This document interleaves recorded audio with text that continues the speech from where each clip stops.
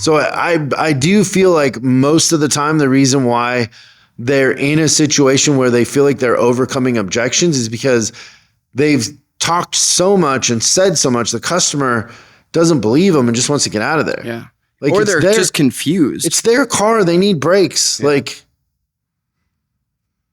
right? Does that make sense? Yeah.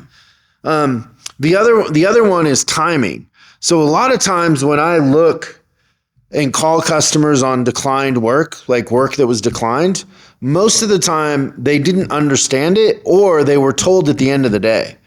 So it isn't, we perceive that we're losing a lot of work over objections or inability to overcome objections, but we're really losing the work because they show up to pick up the vehicle and we tell them they need the work.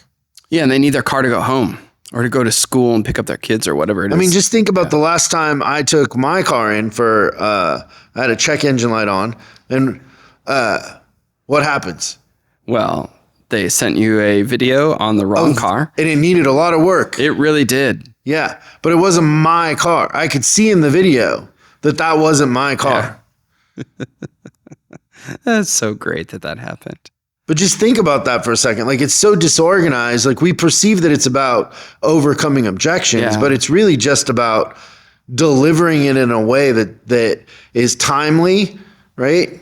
It dramatically increases your chances of adding on work to the repair order the earlier in the day you do it.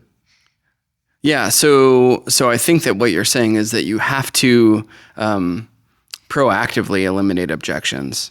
So if I was calling you at 10 a.m. and I knew that the car wasn't going to be done till tomorrow, I might have a couple of options for you for what you could do with substitute transportation and stuff like that. But you have to have a lot of control over everything. The other thing I wrote down is Wishy-Washy Walter, like that advisor that's... I love that name.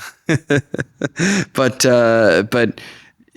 a lot of you probably seen this, is that it's that advisor that, like, they are worried about breaking the bad news to the customer. So they do this, like, you need this if you want, and maybe you should, but you don't have to. And like, they keep dancing back and forth on whether or not a customer really needs the thing that they're talking about. And it's either because they don't believe it themselves or they're not confident enough to give the information to the customer. But it goes right back to, if you're talking too much, you're not selling as much. But say what you mean and mean what you say. Is if you don't want to have a bunch of objections, tell the truth and tell it in a really distinct, succinct manner where there's no confusion. Because I think that the reason that customers say no to work on their cars is confusion in most cases, or they don't like or trust you. But confusion is one thing that'll make somebody say no, and they don't tell you, I'm saying no because I'm confused, because they just want to leave because they don't feel comfortable. So if it's on the paper and it needs to be done, you have to say that. And don't impart your own belief on a job just because you can or can't afford it. Thanks so much for watching this clip of Service Driving Revolution. We're uploading new stuff every day, so make sure you subscribe and click the bell icon so you don't miss out. If you have a question you'd like us to answer on the show, call 8333-ASK-SDR and we'll answer your question on the show. That's 8333-ASK-SDR. For special deals on our books and training, head over to offers.chriscollinsinc.com. Now that's offers.chriscollinsinc.com. I'm Chris Collins, and I'll see you in the next video.